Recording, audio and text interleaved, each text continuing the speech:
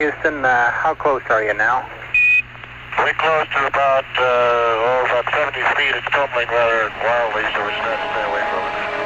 Got it then. Separation there.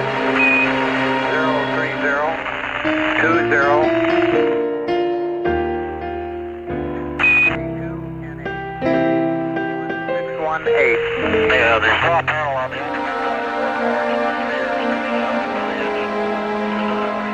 the other three are working fine. Roger, copy. Galileo, Kepler y el cielo.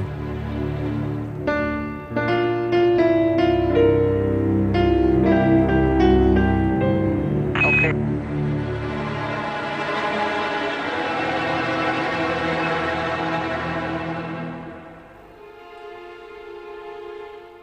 El movimiento inicial es el peor para los que viajen a la Luna. Saldrán catapultados hacia arriba con la fuerza de un cañonazo, volando sobre montañas y océanos.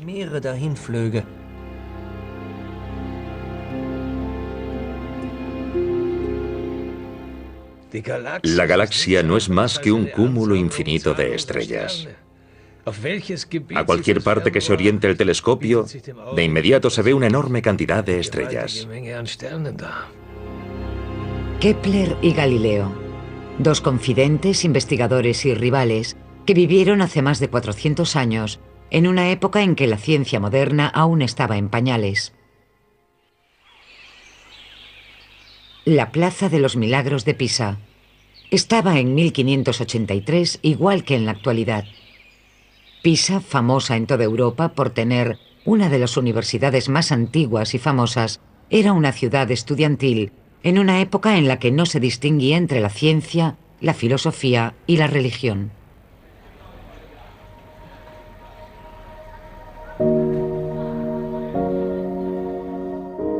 A los 19 años, Galileo Galilei era un estudiante de matemáticas de buena familia, curioso y lleno de entusiasmo por la vida, y un católico muy devoto.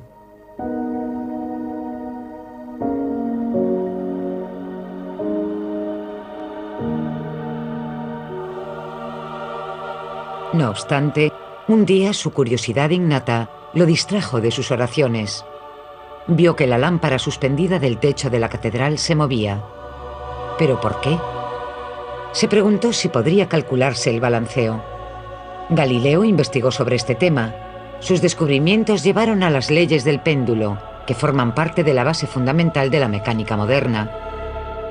Su familia creía que no ganaría dinero con descubrimientos como ese. Cuando las finanzas de su padre fueron a menos, le ordenó a su hijo que dejase Pisa y volviese a Florencia. Al mismo tiempo, a 700 kilómetros al norte, Johannes Kepler, 9 años menor que Galileo, todavía iba al colegio. No se llevaba bien con sus compañeros del internado protestante de Tubinga. La desconfianza y los chismorreos estaban a la orden del día. Las entradas del diario de Kepler son claras. Sufrí muchísimo y casi morí de pena. El motivo fue el rechazo y el odio de mis compañeros, a quienes yo, movido por el miedo, había denunciado, pues en una discusión surgida por unas bebidas, me pegaron. Kepler no encajaba allí. El motivo se remonta a la niñez. Su padre había abandonado a la familia y se alistó como soldado raso. A los que había dejado atrás no solo les acarreó vergüenza, sino también grandes privaciones. El temor a la pobreza perseguiría a Kepler toda su vida. Pese a todos esos problemas, acabó el colegio y en 1588 empezó a estudiar teología en la Universidad de Tubinga. Allí, su profesor Michael Mestlin le presentó las enseñanzas de Copérnico por primera vez. Empezó a sospechar que el Sol no tenía por qué girar en torno a la Tierra.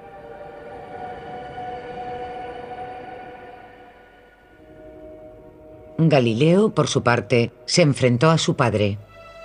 Sin haber acabado sus estudios, regresó a Pisa como profesor adjunto.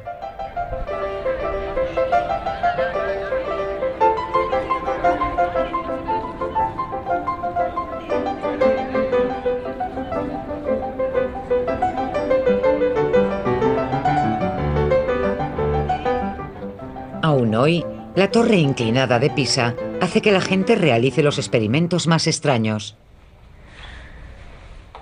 Para Galileo, también la observación y los experimentos eran más importantes que la simple repetición e interpretación del saber antiguo. Eso, por supuesto, lo hacía chocar a menudo con la opinión aceptada. El objeto de su investigación eran las leyes que regían la caída libre de los cuerpos. La creencia de que para ello arrojaba objetos desde la torre de Pisa es un mito. En realidad, usó algo menos espectacular en su estudio: un plano inclinado con una bola. Midió la duración del movimiento con un reloj de aguja.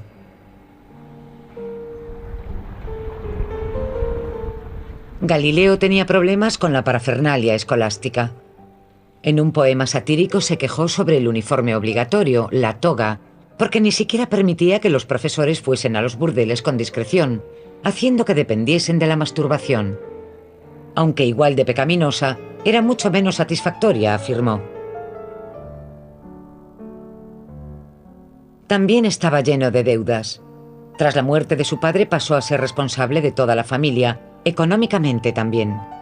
Cuando quedó un puesto libre en la Universidad de Padua, lo aceptó de inmediato, porque su sueldo allí sería bastante mayor.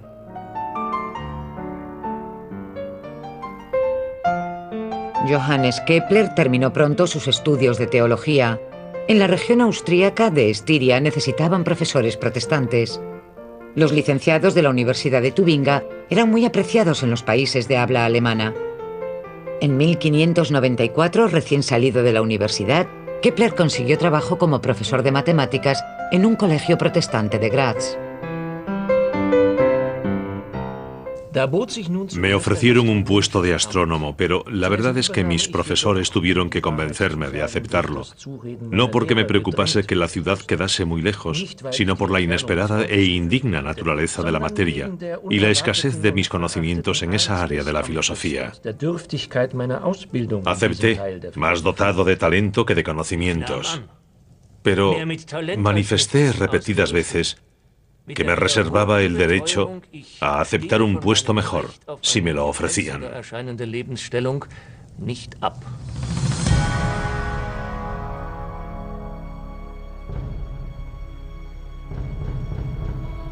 Lo que Kepler no sabía era que Graz era el centro de una guerra religiosa, que aunque local no era menos feroz. Dividía la ciudad en dos bandos enemigos.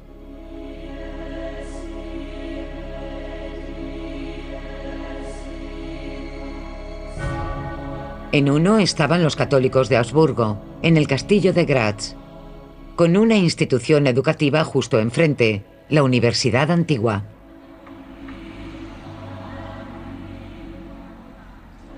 La Catedral de Graz era su iglesia parroquial. En el otro bando estaban los caballeros protestantes, con artesanos, mercaderes y el alcalde como aliados.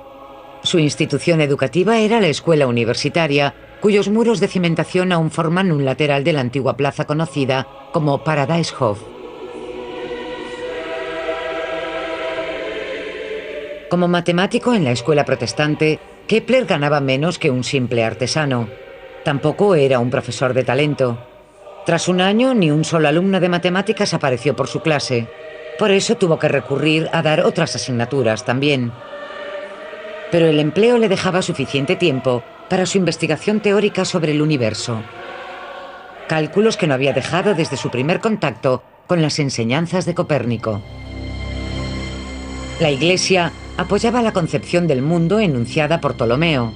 En el siglo II después de Cristo, el astrónomo griego situó la Tierra en el centro del universo, orbitada por los planetas del sistema solar e incluso por el propio Sol. Pero después de 1543, una nueva teoría hizo que el modelo de Ptolomeo resultase más dudoso. El astrónomo Nicolás Copérnico había dado con la solución, De Revolutionibus Orbium Celestium. Sobre el movimiento de las esferas celestes, fue el título del libro que situó el Sol en el centro. Pocos científicos reconocieron esa teoría como acertada. Kepler fue uno de ellos. En Graz trabajaba en su primer libro, Mysterium Cosmographicum. Como matemático creía en una lógica estética del mundo. Una bonita teoría, pero por desgracia incorrecta, pues suponía que las órbitas planetarias eran circulares. Le envió su trabajo al astrónomo más famoso de la época, Tycho Brahe, para su evaluación. Su respuesta le demuestra que no ha quedado muy impresionado.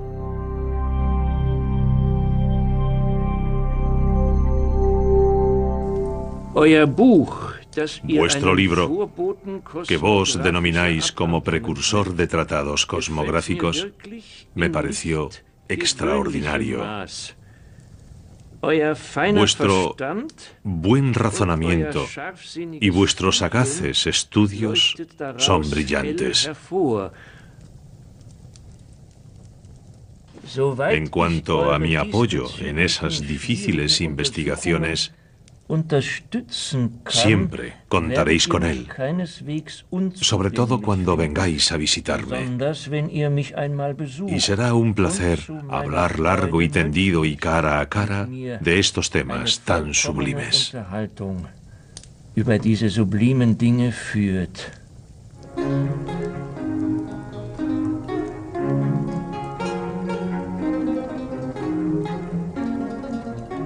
Kepler envió otros 2 ejemplares del libro a la famosa Universidad de Padua, que estaba controlada por Venecia y se beneficiaba de su riqueza.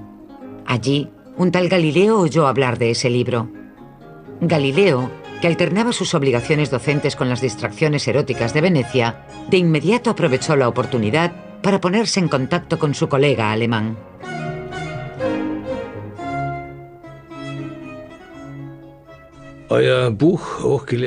Vuestro libro, doctor señor, que me llegó a través de Paulus Amberger, lo recibí no hace días, sino hace unas horas.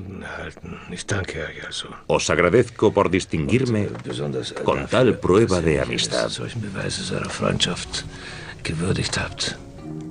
Aunque Mysterium Cosmographicum no estaba dirigido a él, su carta de agradecimiento a Kepler fue muy efusiva, descubriéndose como seguidor de la teoría copernicana. Tampoco olvidó mencionar su propia importancia científica. Soy muy afortunado de tener un hombre tal como compañero en la búsqueda de la verdad y también como amigo en la propia verdad. Porque es terrible que sean tan escasos los que luchan por ella y sin filosofar de modo incorrecto.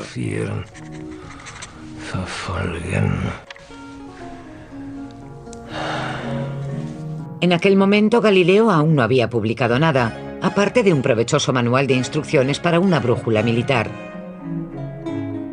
Todavía era bastante reacio a buscarse problemas, sorprendiendo y tal vez incluso escandalizando al mundo de la ciencia con nuevas ideas.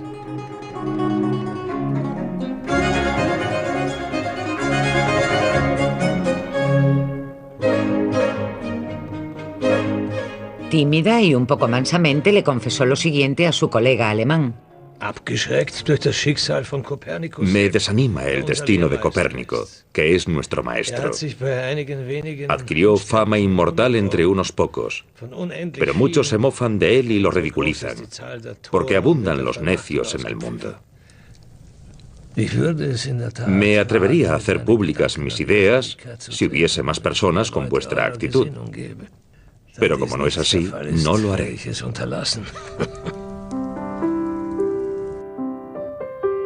Tal vez tenía demasiadas distracciones. Venecia no solo tenía mujeres hermosas, también la moral más relajada de Europa. Ninguna de ambas era compatible con el elevado estudio de los secretos del universo. Galileo tenía una gran resistencia, pero no a la tentación. En su caso, la tentación se llamaba Marina Gamba. Ella no pedía nada. El matrimonio quedaba descartado para el ambicioso profesor. Marina Gamba procedía de un entorno pobre, así que no podía aportar una dote, y habría estorbado los planes de Galileo de acceder a los círculos sociales más selectos. Pese a todo, de esa unión nacieron 3 hijos. La puritana Graz era un caso totalmente distinto. Una relación como la que Galileo mantenía en Italia habría sido inconcebible aquí. Kepler lo estaba pasando mal. El objeto de su afecto se llamaba Barbara Müller, una joven viuda de una familia burguesa. Bárbara aportó una hija adolescente al matrimonio y mucho dinero.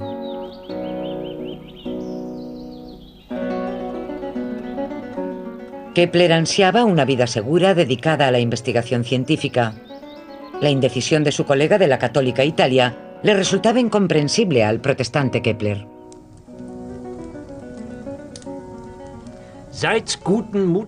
Sed valiente, Galileo, y manifestaos. Si mis sospechas son correctas, pocos de los matemáticos importantes de Europa estarían en desacuerdo con nosotros.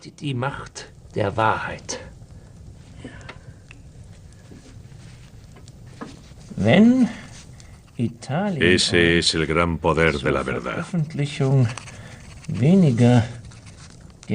Si Italia os parece menos adecuada para vuestras publicaciones y encontráis obstáculos, tal vez Alemania pueda daros esa libertad.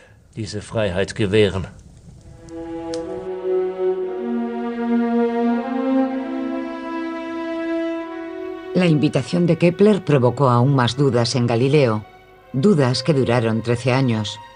El ingenuo alemán evidentemente no tenía ni idea de lo que le importaba a Galileo.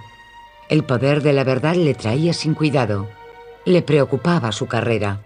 Galileo era totalmente distinto a Kepler, por lo que podemos deducir, y existen bastantes pruebas. Galileo era arrogante, a veces incluso altivo, alentado por su gran perspicacia. Se distinguía por cierto esnobismo y orgullo nacional. Al contrario que Kepler, era muy reservado y nunca se comprometía mucho en sus cartas. Era como si no reconociese a aquel alemán como su igual. Kepler también era algo más joven y no era profesor universitario. Así que deducimos que Galileo tenía una meta clara en su escalada social y también marcaba diferencias en su correspondencia, dependiendo de la categoría social y profesional del destinatario.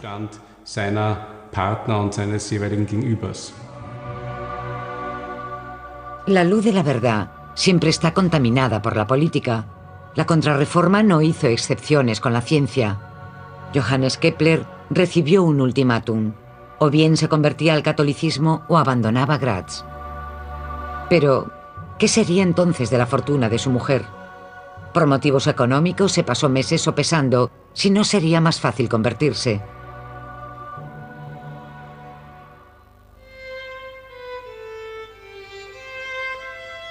Pero Kepler y su familia decidieron empezar de cero emigrando a Praga. La lucha fraterna y la división resultante de la Casa de Habsburgo habían creado unas condiciones políticas en Praga más favorables para los protestantes que en otros lugares del Imperio Habsburgo, al menos entonces.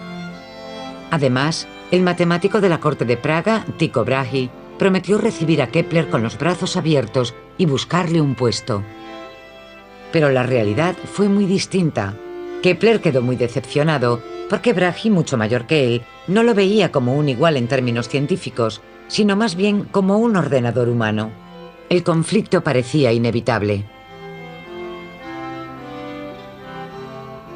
A Kepler le interesaban sobre todo los numerosos datos reunidos por Brahe.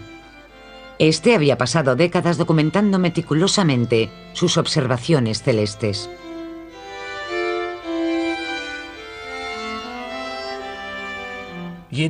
Cada uno de sus instrumentos cuesta más que toda mi fortuna familiar. Es un hombre rico, pero, como la mayoría de los ricos, no sabe darle buen uso a su dinero. Por eso era tan importante apartarlo de sus posesiones. Y con toda modestia, he contribuido a ello. Conseguí que publicase sus datos sin condiciones, todos ellos. La envidia muy bien pudo contribuir al veredicto de Kepler sobre su famoso colega. Tycho Brahe de inmediato le dio a su nuevo ordenador la tarea más difícil, la órbita de Marte. Marte describe los bucles más extraños del cielo nocturno. Hoy sabemos que se deben a la distinta duración de las órbitas de la Tierra y Marte alrededor del Sol.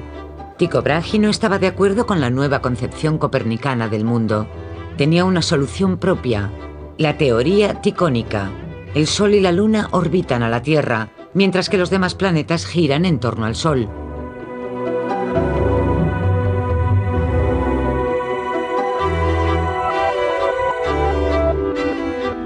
Entonces el conflicto entre Kepler y Brahe fue casi inevitable, y no solo por su distinta interpretación del universo. Discutían sin parar. Al principio Kepler intentaba evitarlo, pero luego se le hizo imposible seguir jugando al ayudante fiel. Así lo veía Tycho Brahe, igual que al resto de su familia.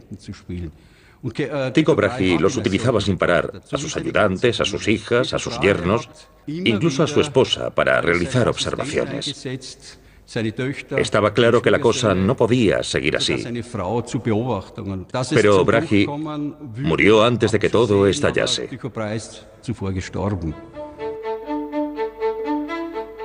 En 1601, un año después de la llegada de Kepler a Praga, Tycho Brahe murió de repente. El emperador Rodolfo II nombró a Kepler sucesor de Brahe.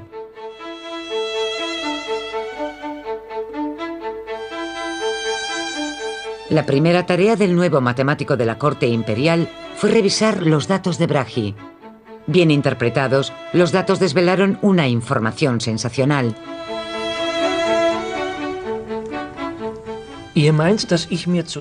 ¿Creen que primero reflexiono sobre una hipótesis antigua, luego la adorno como me place y solo entonces paso a demostrar mis observaciones? Están muy equivocados. La verdad es que cuando una hipótesis se ha planteado y justificado mediante observaciones, siento el deseo extraño de investigar si es posible hallar una conexión natural y convincente en ella.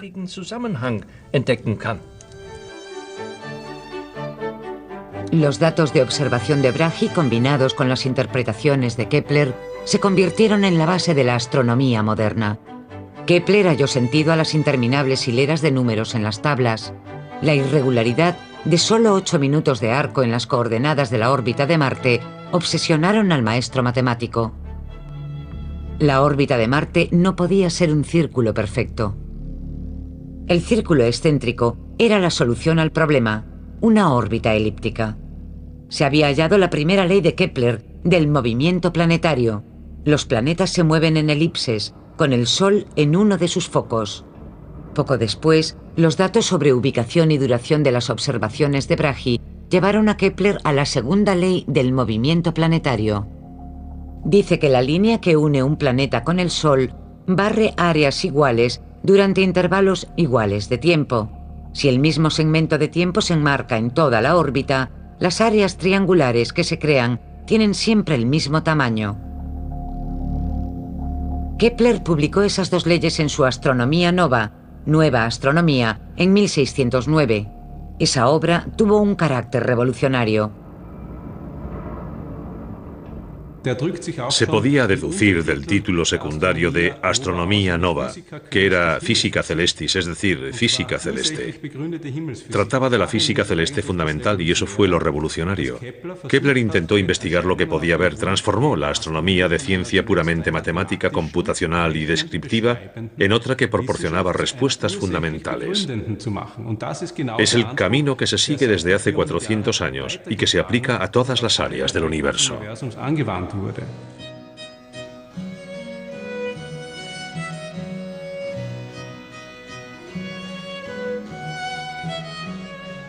En Padua, Galileo se pasaba el tiempo con asuntos más sencillos, pero también bastante más provechosos. Eran investigaciones encargadas para la industria armamentística veneciana, que avanzaban a toda máquina. Entre ellas figuraba el cálculo de las curvas para optimizar el alcance del cañón. Europa se preparaba para la Guerra de los 30 años.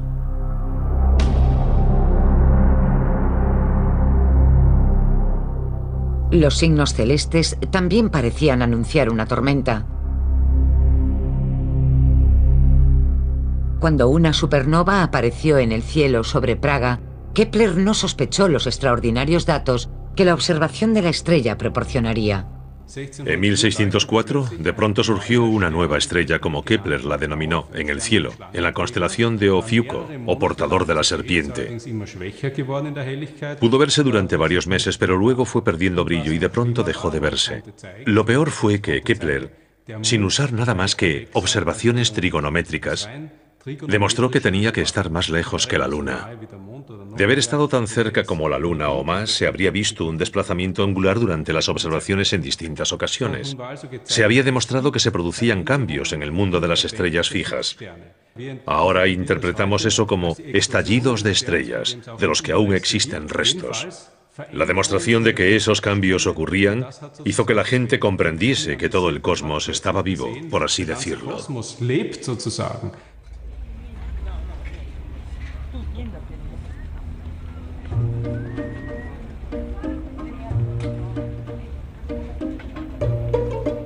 Un día, un comerciante ambulante llegó a Padua con el invento más moderno de Holanda en su equipaje: un telescopio. No está muy claro quién lo inventó de verdad. El holandés Hans Lippershey había registrado la patente 10 meses antes. Fue el primero en fabricar un telescopio auténtico.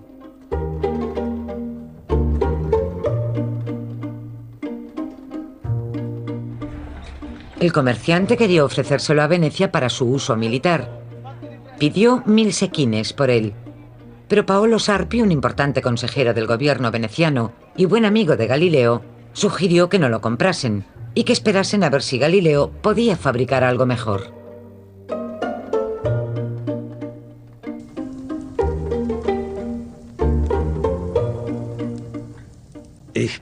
Primero, preparé un tubo de plomo. En cada extremo fijé una lente. Ambas eran planas por un lado. Una de ellas era convexa por el otro lado y la otra lente era cóncava. Miré por el lado cóncavo y vi objetos muy grandes y cercanos. Parecían 3 veces más cerca y 9 veces mayores que observados a simple vista. Después hice un instrumento más preciso, que agrandaba los objetos 60 veces.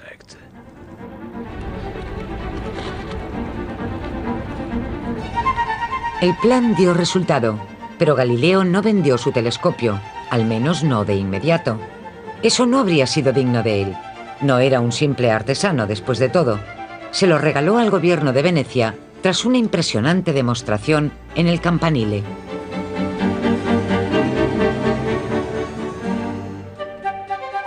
La ciudad le devolvió el favor. A Galileo le concedieron una cátedra vitalicia en la Universidad de Padua y su salario se duplicó.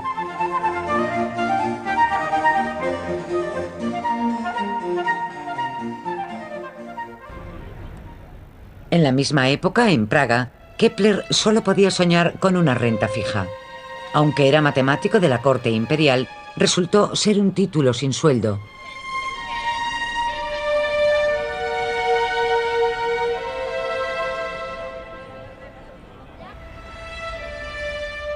Para llamar la atención del emperador, Kepler le dedicó Astronomía Nova, con esperanza de recibir al fin el salario prometido.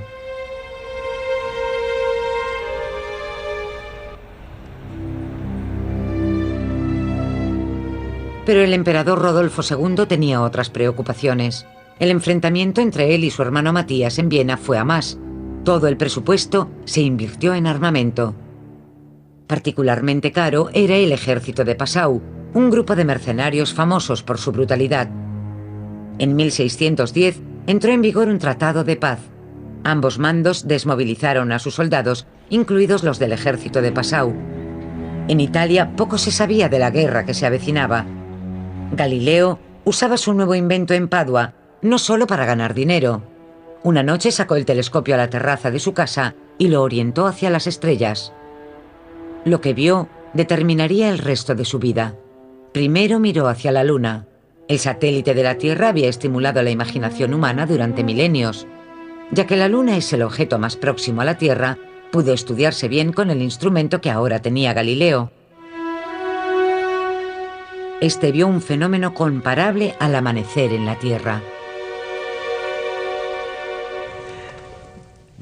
Cuando vemos los valles no iluminados aún del todo, También vemos las montañas que lo rodean por la parte que el sol no baña, coronadas por fronteras refulgentes y por crestas iluminadas. Galileo plasmó el nuevo rostro de la luna en dibujos y bocetos. Fue el primero que interpretó correctamente la superficie de la luna. Gracias al terminador lunar, la línea entre la luz y la sombra vio claramente que no era lisa como una pelota. En Praga, Kepler quedó encantado con las descripciones de su colega sobre la luna. Hoy sabemos que los cráteres redondos se crearon por impactos de meteoritos. La descripción de Kepler fue mucho más poética. Son comparables a los valles de la Tierra, y debo admitir que existen algunos de redondez similar, sobre todo en Estiria.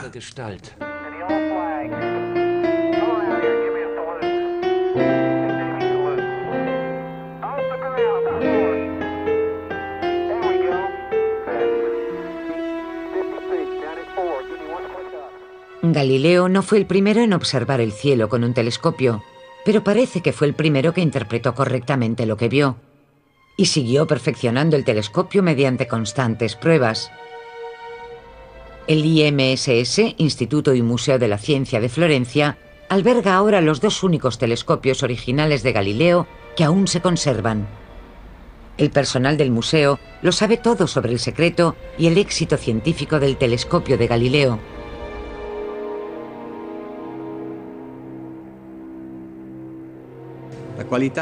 Había dos motivos para que la calidad de la imagen fuese mucho mejor.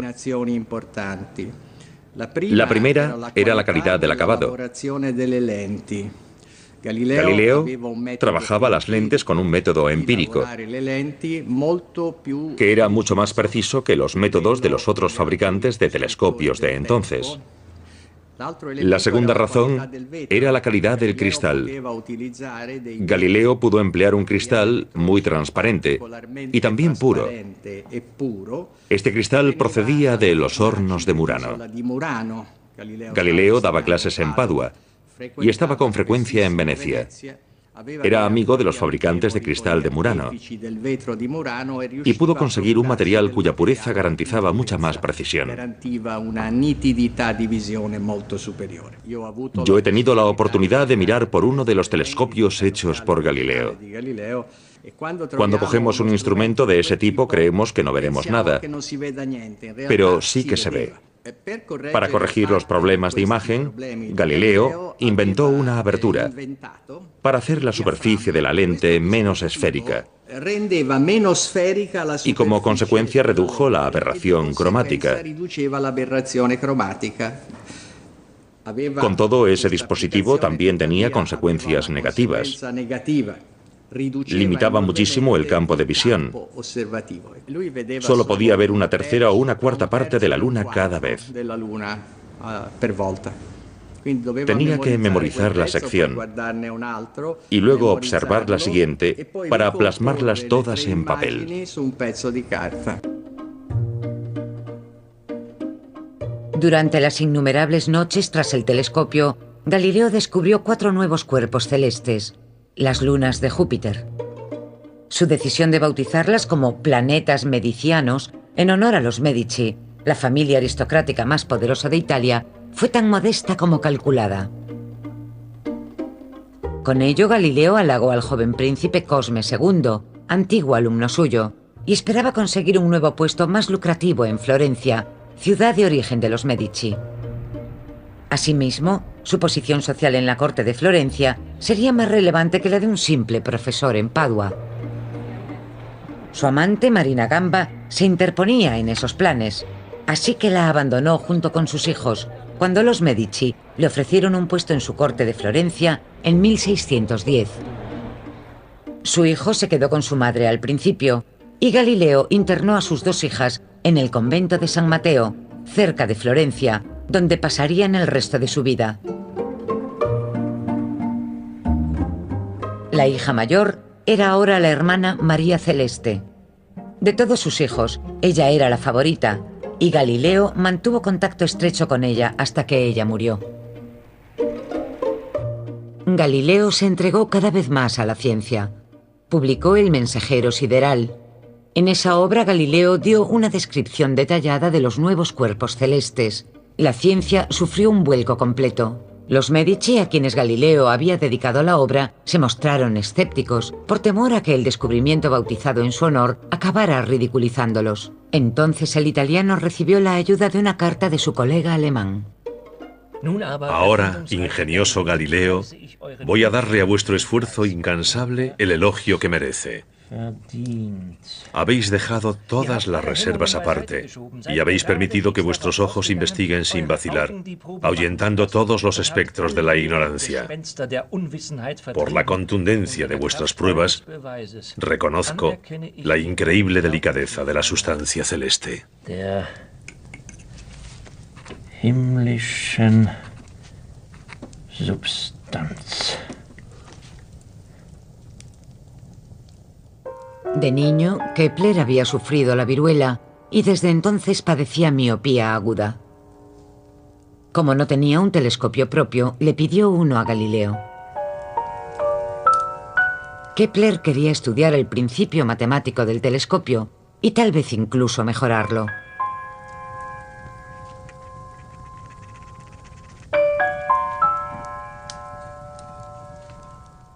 Habéis despertado un gran deseo en mí de ver vuestro instrumento para que, como vos, también pueda disfrutar del espectáculo del cielo.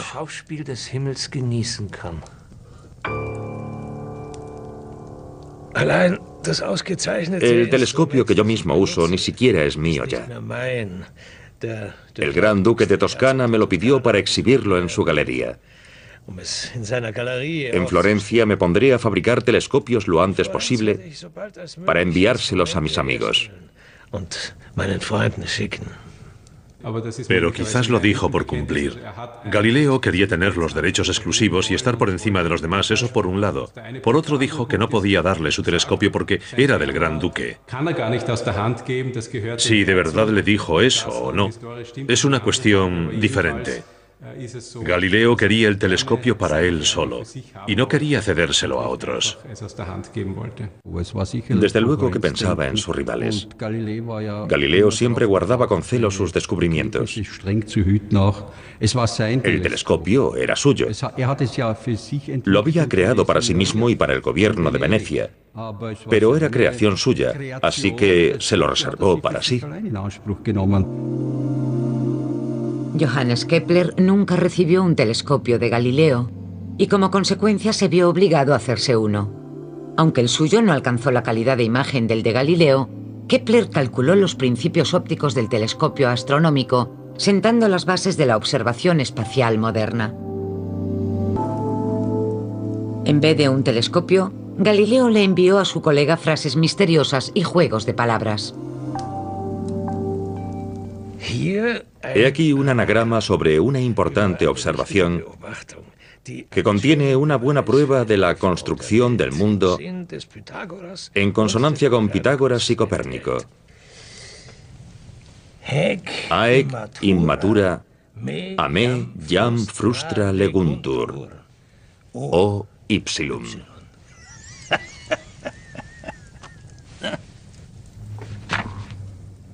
Haec immatura. El enigma en el que Galileo ocultó su mensaje volvió loco a Kepler. Tras 8 intentos de resolverlo, se rindió. Venus imita las fases de la luna. Primero vi Venus como un círculo perfecto, luego como un semicírculo, y después en forma de hoz, alejándose del Sol. Esos fabulosos datos son prueba fehaciente de que Venus se mueve alrededor del Sol. Vos y los demás copernicanos podéis estar orgullosos de haberlo deducido correctamente. Al norte de los Alpes, Europa tenía diferentes preocupaciones. Mientras Galileo le enviaba misteriosos enigmas que resolver, el mundo de Kepler en Praga se derrumbaba a su alrededor. Tras haber estado desmovilizado, el famoso ejército de Passau marchó sobre Praga y atacó a la población civil con inconcebible crueldad. La guerra y la peste llenaron la ciudad de cadáveres. El hijo de Kepler murió de viruela. Kepler quiso poner a salvo a su mujer y a su familia y solicitó un puesto de matemático en la ciudad austríaca de Linz. Pero ya era tarde para su esposa. Barbara Kepler murió antes del traslado. Perdí a mi esposa, y el esfuerzo que hice sobre todo por su recuperación fue en vano.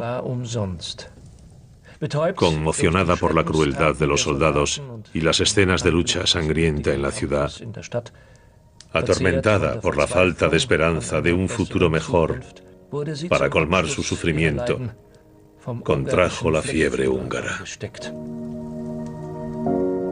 Todo lo que Kepler pudo hacer fue refugiarse en su trabajo. La correspondencia con su colega italiano dejó de entusiasmarlo. Kepler se había hartado y por carta le pidió a Galileo un descanso.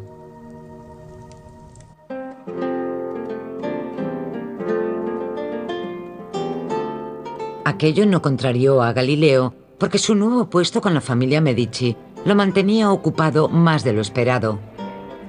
La vida cortesana florentina resultó ser un trabajo agotador.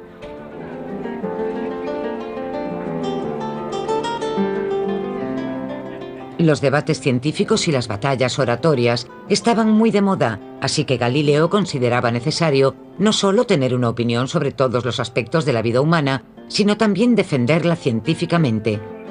¿Para qué si no tenía la familia Medici un famoso científico en casa? ¿Por qué flota el hielo en la superficie?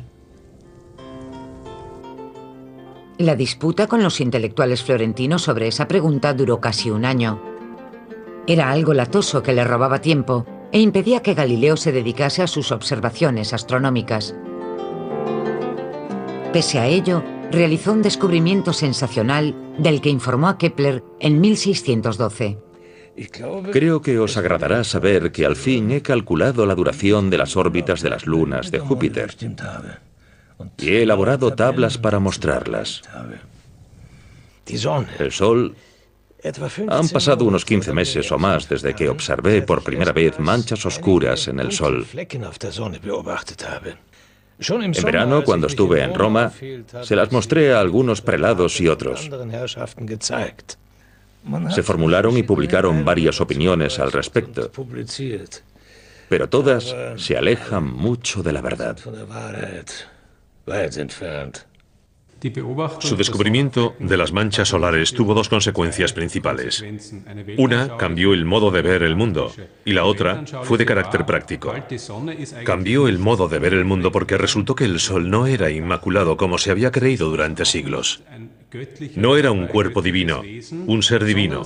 Era solo un cuerpo en el que aparecían manchas y desaparecían de nuevo. La consecuencia práctica fue algo extraordinario. Las manchas le dieron al Sol una referencia que rotaba con el propio astro, permitiendo que los científicos calculasen cuánto tardaba el Sol en girar sobre su propio eje. Fue un descubrimiento revolucionario. Ese descubrimiento de Galileo solo le llegó a Kepler después de bastante tiempo, puesto que ya se había trasladado de Praga a Linz. Aquí en Linz no contamos con servicio postal y los mensajeros se muestran hostiles hacia los intelectuales. Para Kepler, los resultados de su colega italiano parecían ir perdiendo cada vez más importancia. Kepler trabajaba de nuevo como profesor en un colegio religioso. Era un puesto como el que había desempeñado en Graz. Fue un paso atrás en su carrera, pero su vida privada era lo principal. Kepler se casó de nuevo, pero solo tras estar indeciso durante mucho tiempo entre 11 candidatas. ¿Fue designio divino o flaqueza moral mía que en los 2 años pasados o más mi mente explorase tantas posibilidades y yo haya buscado tantas posibles parejas, cada una tan diferente de otra? Si fue designio divino, ¿qué propósito se ocultaba tras las personas y sus actos? Llevaba la vida contemplativa de un estudioso de provincias con un empleo seguro, para quien ningún problema, por muy trivial que fuese, era pequeño. Él, el hombre que había medido el cosmos, se inspiró en los comerciantes de vinos del Danubio para calcular matemáticamente el volumen de los barriles de vino. Por algún motivo desconfiaba del método de medición de Linz. El vendedor llegó con una vara de medir como único instrumento. No tuvo en cuenta la diferencia de los barriles, ignoró sus formas y no hizo cálculos. Introdujo la vara de hierro en ángulo en el orificio del barril lleno, hasta llegar al extremo inferior de los dos laterales circulares. El resultado científico de esa desconfianza se publicó de inmediato. La nova estereometría fue una de las 23 publicaciones de Kepler en sus 14 años de estancia en Linz.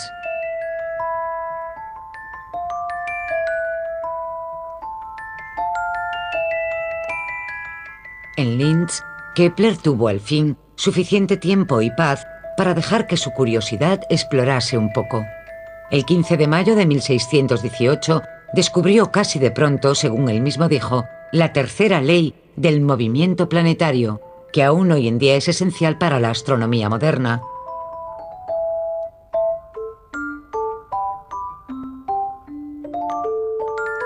El cuadrado de las órbitas planetarias es exactamente proporcional al cubo de los ejes semiprincipales de sus órbitas. Suena mucho más complicado de lo que es. Simplificando, significa que cuanto más alejado el planeta del Sol, más lento se mueve. A los pocos días de su descubrimiento, el 23 de mayo de 1618, Europa se sumió en el caos. La defenestración de Praga desencadenó la Guerra de los 30 años. Fernando de Austria respondió y comenzó la persecución de los protestantes. Linz fue ocupada por tropas bávaras católicas. Kepler recibió la noticia de que habían detenido a su madre e iban a juzgarla por brujería.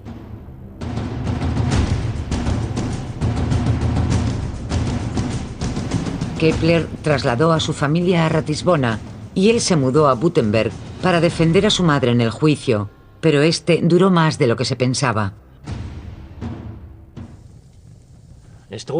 Mi familia no corre riesgo de muerte.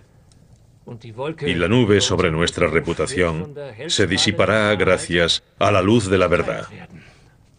Pero se lleva la poca fortuna que tenemos y el juicio aún no ha terminado. Aunque la madre de Kepler no fue torturada, amenazaron con hacerlo y se lo describieron con detalle, pero no confesó nada. Como no pudo probarse delito alguno, la dejaron en libertad en octubre de 1621. No la absolvieron. Eso le habría salido demasiado caro al gobierno local. Solo la dejaron libre en secreto. Kepler protestó porque quería recuperar las costas. Había gastado mucho en el juicio y quería que absolviesen oficialmente a su madre. En ese caso podría haber reclamado su dinero, pero no fue posible. La madre de Kepler murió 6 meses después.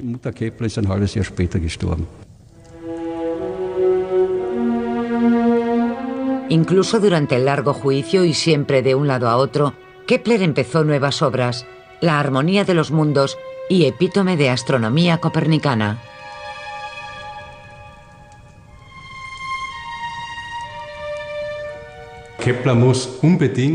Kepler era adicto al trabajo y trabajaba incluso en las peores condiciones, yendo en carruaje y en plena noche, cuando se le presentaba una oportunidad. Solo así se explica que produjese una obra tan extensa. Un científico común actual no lograría elaborar una 10ª parte de esa obra en tales condiciones.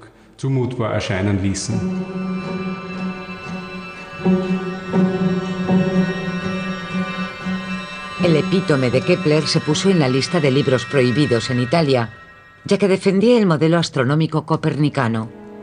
Poco después de su publicación, las tesis de Copérnico se prohibieron por decreto, 80 años después de la muerte de su autor. La impetuosa conducta de ciertos individuos que no han sabido exponer las tesis astronómicas en el lugar idóneo y con el método adecuado, ha hecho que la lectura de Copérnico, que se permitió durante 80 años, se haya prohibido hasta que mi libro se mejore. La acusación de Galileo iba dirigida a Galileo en Florencia, que como Kepler descubrió, estaba exponiendo sus propias tesis científicas con demasiada vehemencia. Pero nadie quería atacar al famoso erudito directamente, así que en su lugar, las tesis copernicanas, que también subyacían en las ideas de Galileo, se prohibieron. Una solución elegante. Desde entonces, todo el que dijese que la Tierra giraba alrededor del Sol era un hereje. Problema resuelto.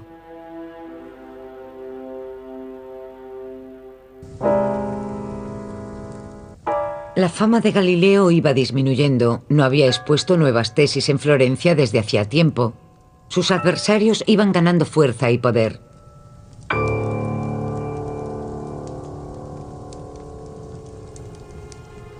Entonces, Galileo irrumpió de nuevo en la escena científica en 1623 con su obra Il Saggiatore. 5 años antes, en 1618, 3 cometas habían aparecido en el cielo en menos de un año, pero Galileo no había podido observarlos. Ahora desencadenó la polémica cargando contra la supuesta estupidez de sus colegas. Declaró que los cometas eran simples reflejos de la luz en la atmósfera terrestre, que eran fenómenos ópticos, no cuerpos celestes. Johannes Kepler al fin terminó la obra de su vida en 1624 con las tablas rudolfinas. Ahora la obra que le había llevado décadas solo tenía que imprimirse. Kepler quería publicarla en Linz, pero una revolución campesina puso fin a ese plan. Para protegerse a sí mismo, a su familia y a su obra, Kepler huyó de nuevo. Una vez más llevó a su familia a Ratisbona. Él siguió viaje en busca de dinero y una imprenta. Las tablas rudolfianas fueron la obra de su vida, porque fue la primera vez que logró aplicar la tesis de la elíptica a sus leyes planetarias en las efemérides. En otras palabras, predijo las posiciones planetarias, que era lo que le interesaba al público. Todos pedían más exactitud sobre las posiciones planetarias, y pudo lograrse por primera vez con las tablas rudolfinas basadas en las leyes del movimiento planetario. El interés público tenía motivos prácticos. Las posiciones planetarias eran necesarias para la creación de los horóscopos. Cuanto más preciso el cálculo sobre las posiciones, más exacta la predicción del futuro. En la misma época, Galileo creía que al fin había llegado a la cumbre. Sobreestimando en gran medida su propio talento, pisó terreno resbaladizo al negar la veracidad del modelo astronómico de Ptolomeo.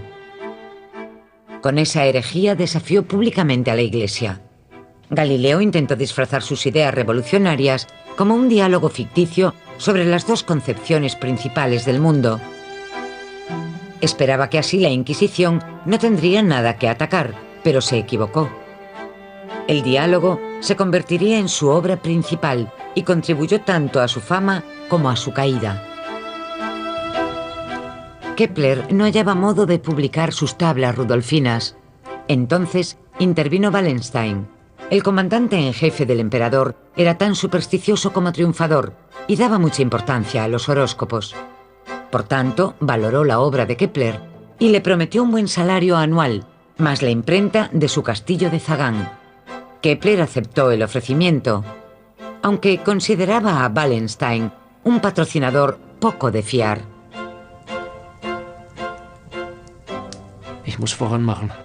Debo darme prisa en terminar lo que empecé. Si tuviese que irme de Zagán, preferiría dejar algo terminado en vez de fragmentos truncados. Finalmente, el libro se imprimió y se puso a la venta. Pero el 13 de septiembre de 1630, Wallenstein fue cesado por el emperador. Kepler tuvo miedo porque creyó que se quedaría sin medio de vida. Volvió junto a su familia a Ratisbona para pensar en su futuro y pedirle dinero al emperador, pero la tensión acabó con él. El 15 de noviembre de 1630, Johannes Kepler murió.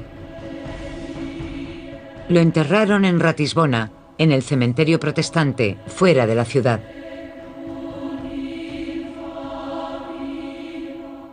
Medí los cielos Ahora mido la profundidad de la tierra. Mi mente miró hacia el cielo. Ahora mi cuerpo terrenal descansa aquí. Galileo estaba contento. En 1631 alquiló una villa en Arcetri, en las colinas cercanas a Florencia.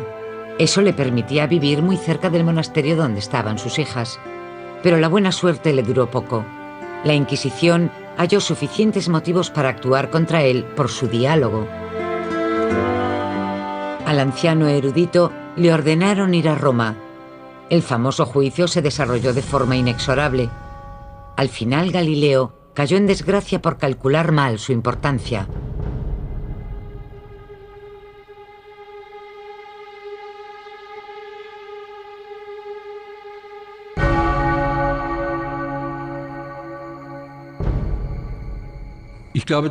Creo que Galileo siempre se sobreestimó a sí mismo. No solo en una ocasión, no solo cuando apoyó las tesis copernicanas. Su obra principal, El Diálogo, se escribió en latín y en italiano. Eso puso en guardia a la curia. Pensaron que si ese hombre se ponía a escribir en italiano y la gente empezaba a leer su obra, aunque muchas personas aún eran analfabetas, podría convertirse en un problema para la Iglesia. La tesis heliocéntrica iba contra la doctrina de la Iglesia, por tanto la curia tenía que hacer algo. La curia reaccionó. Galileo se vio obligado a retractarse de sus teorías. Hundido, regresó a Arcetri desde Roma en 1633. La casa que había alquilado ahora fue su destierro, su prisión, y le prohibieron trabajar. Pero le esperaba algo peor aún. Fue el golpe definitivo.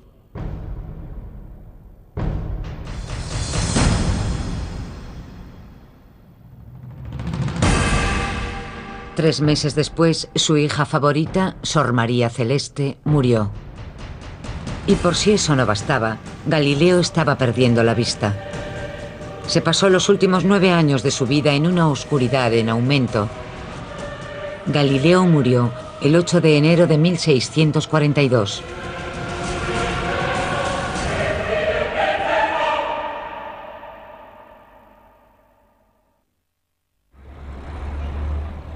Pasados 90 años, en 1736, los restos mortales de Galileo fueron trasladados a la Santa Croce de Florencia, a una tumba construida ex profeso para él.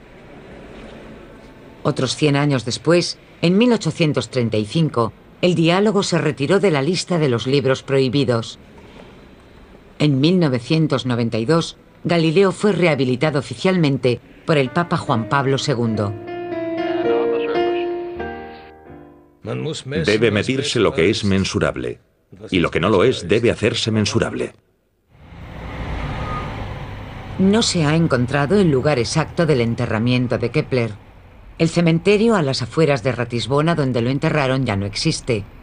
En su sitio, ahora hay un hostal para estudiantes. Todo lo que queda es un nombre. Dadme barcos con velas adecuadas para el vuelo celeste. Pero, ¿quién vivirá en esos mundos si realmente están habitados? ¿Somos nosotros o ellos los amos del universo? ¿Y se hizo todo esto para el hombre? I was strolling on the moon one day in a merry, merry month of December. Now, May, when much to my surprise, by a pair of roguish eyes, in a moment my poor heart was stole away. A smile was all she gave to me, but soon we were happy as could be. I immediately raised my hat and finally did remark, I never shall forget the charmer that I met. That happy day was strolling in the park.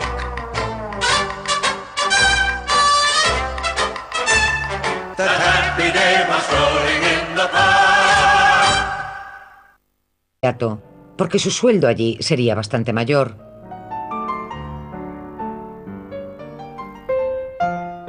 Johannes Kepler terminó pronto sus estudios de teología. En la región austríaca de Estiria necesitaban profesores protestantes. Los licenciados de la Universidad de Tubinga eran muy apreciados en los países de habla alemana.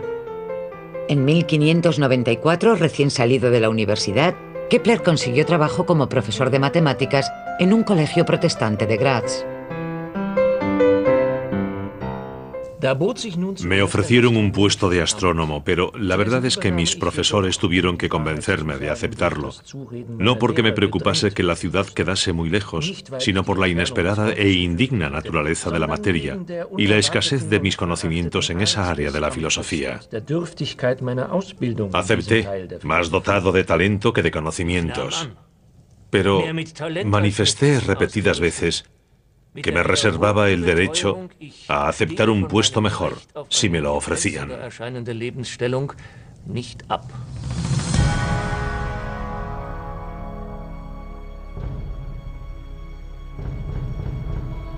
Lo que Kepler no sabía era que Graz era el centro de una guerra religiosa, que aunque local no era menos feroz. Dividía la ciudad en dos bandos enemigos.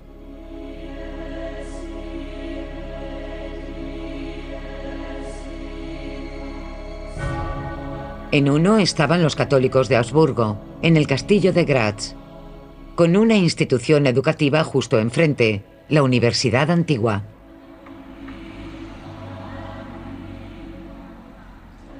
La Catedral de Graz era su iglesia parroquial.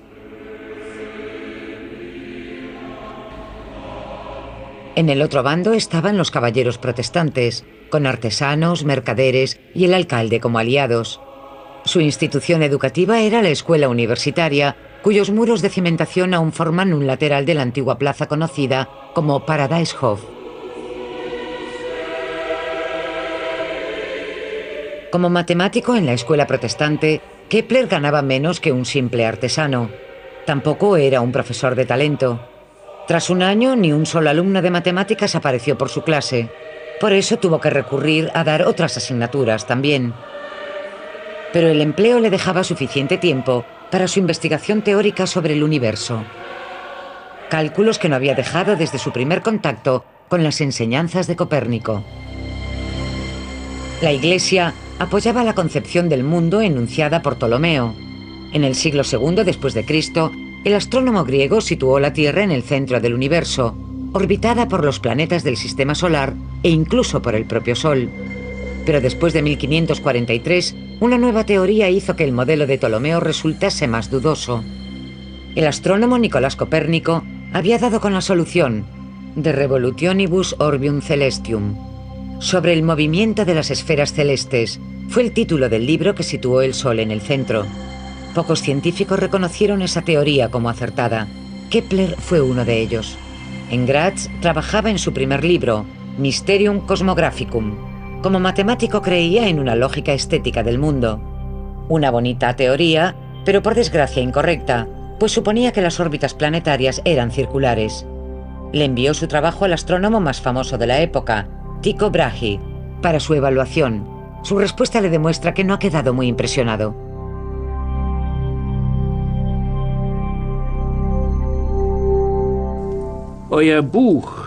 Vuestro libro, que vos denomináis como precursor de tratados cosmográficos, me pareció extraordinario.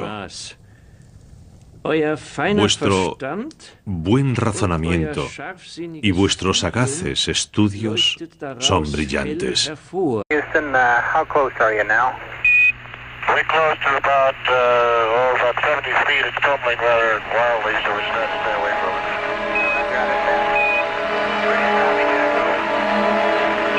Separation there. 030.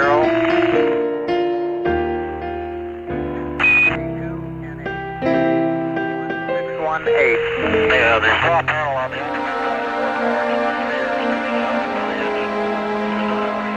the other three are working fine. Roger, copy.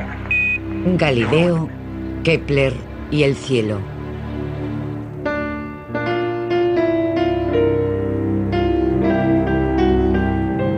Okay.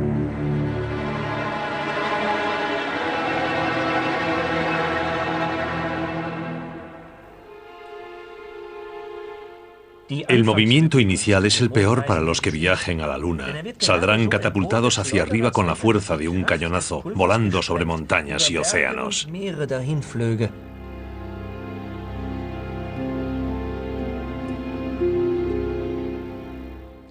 La galaxia no es más que un cúmulo infinito de estrellas. A cualquier parte que se oriente el telescopio, de inmediato se ve una enorme cantidad de estrellas. Kepler y Galileo, dos confidentes, investigadores y rivales que vivieron hace más de 400 años, en una época en que la ciencia moderna aún estaba en pañales. La Plaza de los Milagros de Pisa estaba en 1583 igual que en la actualidad. Pisa, famosa en toda Europa por tener una de las universidades más antiguas y famosas, era una ciudad estudiantil en una época en la que no se distinguía entre la ciencia, la filosofía y la religión.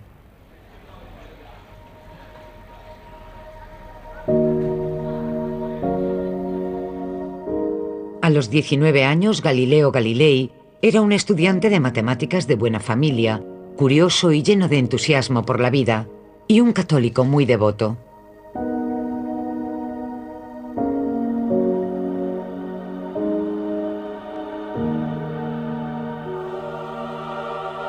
No obstante, un día su curiosidad innata lo distrajo de sus oraciones. Vio que la lámpara suspendida del techo de la catedral se movía. ¿Pero por qué? Se preguntó si podría calcularse el balanceo. Galileo investigó sobre este tema. Sus descubrimientos llevaron a las leyes del péndulo, que forman parte de la base fundamental de la mecánica moderna.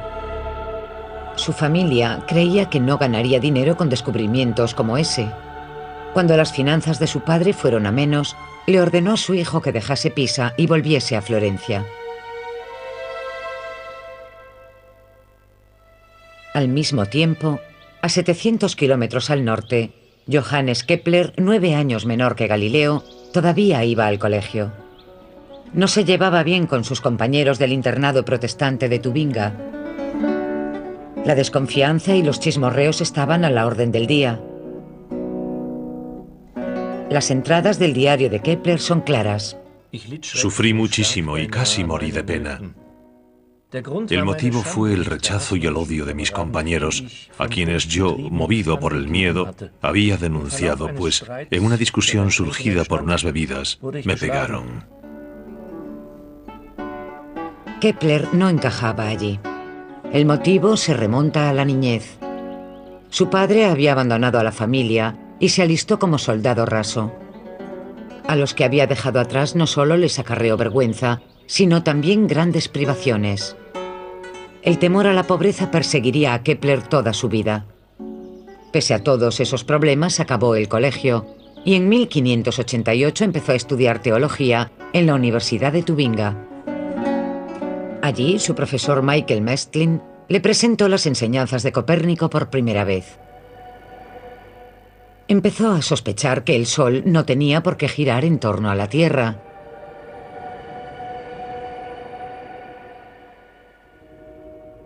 Galileo, por su parte, se enfrentó a su padre. Sin haber acabado sus estudios, regresó a Pisa como profesor adjunto.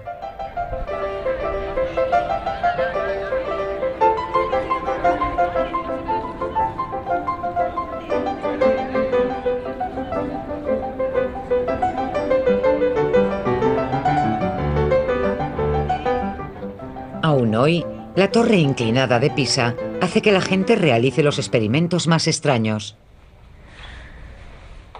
Para Galileo, también la observación y los experimentos eran más importantes que la simple repetición e interpretación del saber antiguo.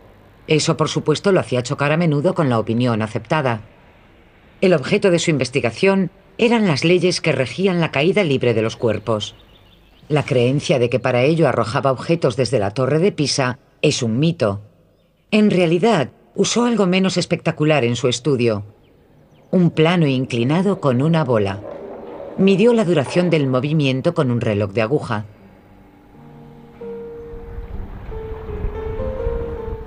Galileo tenía problemas con la parafernalia escolástica. En un poema satírico se quejó sobre el uniforme obligatorio, la toga, porque ni siquiera permitía que los profesores fuesen a los burdeles con discreción, haciendo que dependiesen de la masturbación. Aunque igual de pecaminosa, era mucho menos satisfactoria, afirmó. También estaba lleno de deudas. Tras la muerte de su padre pasó a ser responsable de toda la familia, económicamente también. Cuando quedó un puesto libre en la Universidad de Padua, lo aceptó de inmediato.